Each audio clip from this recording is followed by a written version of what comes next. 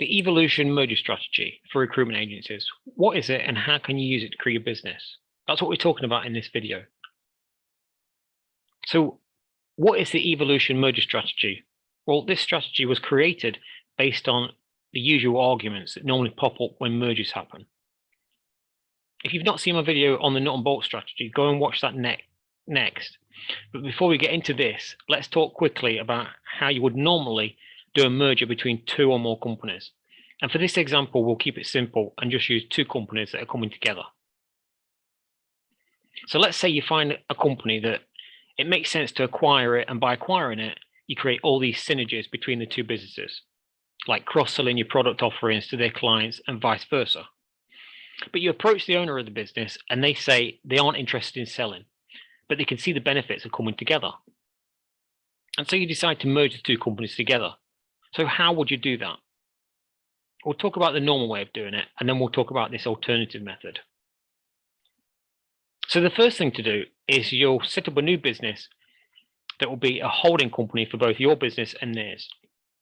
So this new holding company will own both your business and their business. And in simple terms, you'll take your shares in your existing business and you'll swap them for shares in this new holding company.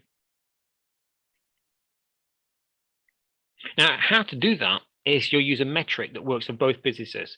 And normally that will be based on profit. The higher the profit, the more equity that you own in this joint holding company structure. So let's use an example. When you first set this up, you'd probably want to take the average profit across the last 2 or 3 years. And you do this because otherwise it can be easy for either side to manipulate the profits to be higher in the current year and then take a higher percentage. But if you've got 100,000 in profit and the other business has 150,000 profit, then that's a combined profit of 250,000. So you calculate what the contribution to that was from each business. So in your case, that would be 40%. So you take 40% equity in that new holding company, and the other business would have, or business owner would have 60%. Now, the idea is you'd want to use this strategy to add in lots of businesses to this structure. So you might have 5 or 6 companies, and each owner owns, say, 15% of that holding company. Now, to make this work properly, you have to have proper agreements of who will do what, as well as who makes the decisions. One argument we hear a lot is that you don't want to be told what to do by the other business owners. So that's why everything needs to be set up properly from the start. Now, some of the problems that pop up with this is, first of all, whose name you'll use for this joint company. Now, personally, I think the easiest way around this is to have both companies just keep their existing brand and then set up a new brand where you can tell everyone that you're part of the ABC group, for example, or whatever you decide to call it.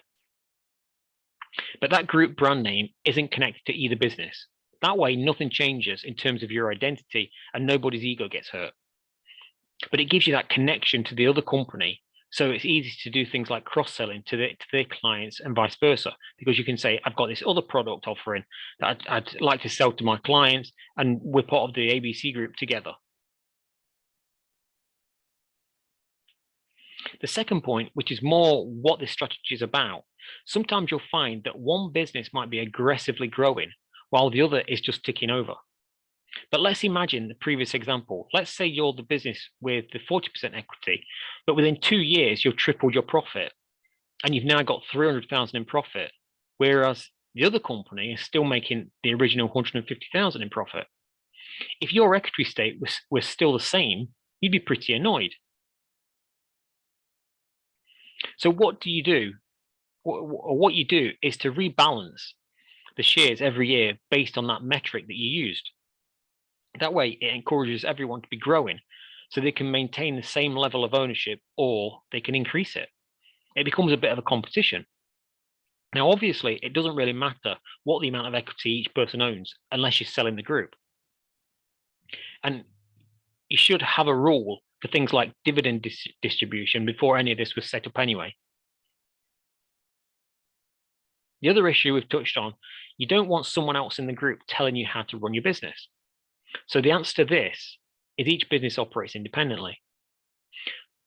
While they're part of this group structure, each continues to operate as they did previously. And a good example of this is in the corporate world with Berkshire Hathaway. Now, Berkshire Hathaway are an investment group that buy up lots of companies. They own companies like Coca-Cola, Kraft, and Duracell. And all of these companies operate as standalone businesses. And this is no different. It works the same way. So then the third issue is direction. Especially when you've got a group of businesses each operating independently. It becomes a bit like an octopus, where one leg is trying to go one direction and the other leg is trying to go the other. There's nobody driving the overall group, and it's generally going around in circles, not really getting anywhere. So to get around this problem is you put someone in place to drive the combined group of companies. And by that, I mean they work with each business to determine a growth strategy and a plan to get there. They also oversee things like cross-selling. They look for ways that could benefit both companies, such as sharing resource or ways to cut costs. For example, they might notice that you've got two businesses, each operating fairly close to each other from your own buildings, and those buildings cost, say, £20 a square foot each.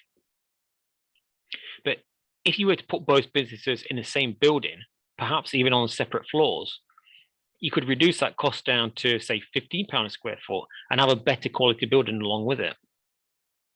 If this person's job, it's this person's job to identify these various strategies and then see them through. Sometimes people think this person will become your boss, but actually they're working for you as shareholders of the group. They're paid to squeeze out as much benefit for both businesses as possible. And if you don't like how they do things, you're the shareholder. You just fire them and find someone else. By having this person, though, they create a strategy for the combined group. They might find other companies that can be added to that group, but ultimately, they keep you heading in the same direction. Because let's say both businesses decide they want to target a new sector. Your business wants to target the hospitality sector, let's say, whereas the other business wants to target the manufacturing sector. Well, how much cheaper would it be if you both focused on one sector this year and then did the second sector next year?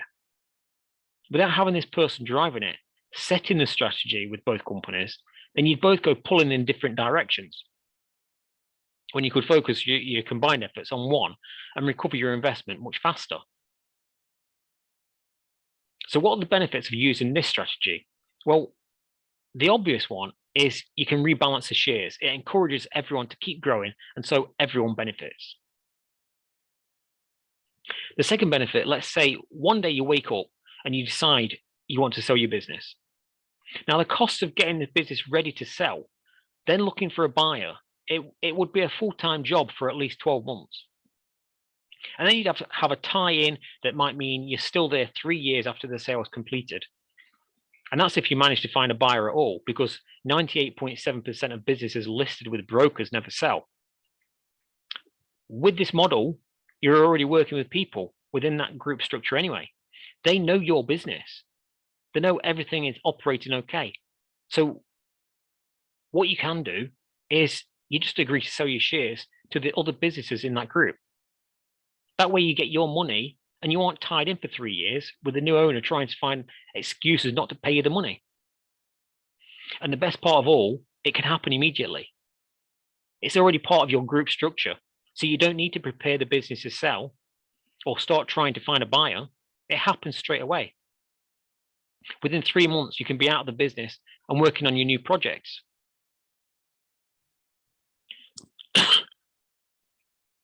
Now, the other query some people have is what happens if one of the companies in this new group, what if they have bad times and they don't make a profit?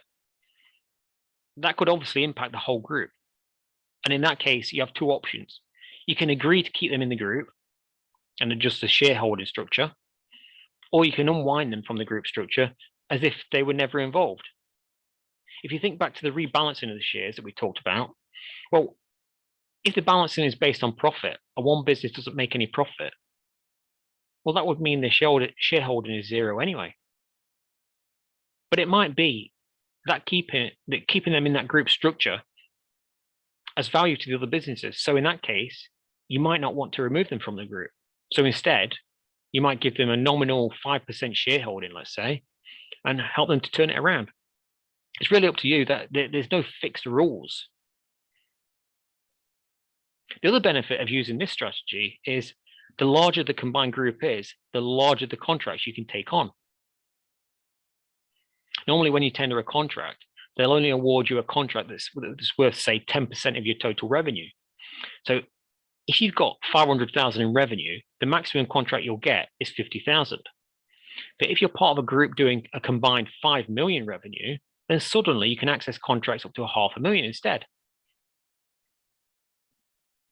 There are lots of benefits to this strategy, but the last one I want to touch on is the value of the combined businesses packaged within this group structure. I won't go into detail here, but go and watch my other video on the arbitrage strategy, and you'll see what I mean about combining that with this strategy. The last thing I want to talk about is companies that already use this strategy. And sometimes people tend to think that these strategies are theoretical or they won't work for them.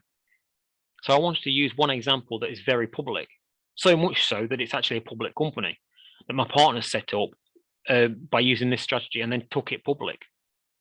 So not only did the strategy work of putting the companies together, but it also stood up to the scrutiny that these companies go through when they get listed on the stock market. So this particular company is called MBH Corporation. It's registered in London and it's listed on both the Frankfurt and the Dusseldorf stock exchanges. Now, this was set up. MBH is a holding company where they brought a number of companies together and then they listed the MBH holding company on the stock exchange. Now, with MBH, they only take companies into that group that have more than 1 million EBIT or profit. They have to be debt-free and the owners have to be joining the group as a means to grow. They can't join and then choose to sell the shares a few months later. But that's just the rules that they set for MBH. Now, the main reason for setting up MBH and taking it public was to take advantage of the arbitrage strategy, which we just discussed in another video. But after it went public, obviously each business owner in that group then had publicly traded shares. And as a public company, they obviously had more credibility when they were talking to new clients. And their shares were worth more than if they'd stayed private. By the way, if your business fits these criteria, I'm happy to have a conversation and talk about whether MBH would be a good fit for your business. Or otherwise, there's always other projects that might fit your business better, especially if it's not at that 1 million profit level yet. As a business, you can set the rules to suit you. They just did it this way because they knew they were taking the group public and they needed to have those specific rules so it didn't damage the share price if one company came in and didn't work to those rules, for example. But this is how you use the evolution merger strategy to grow your recruitment agency.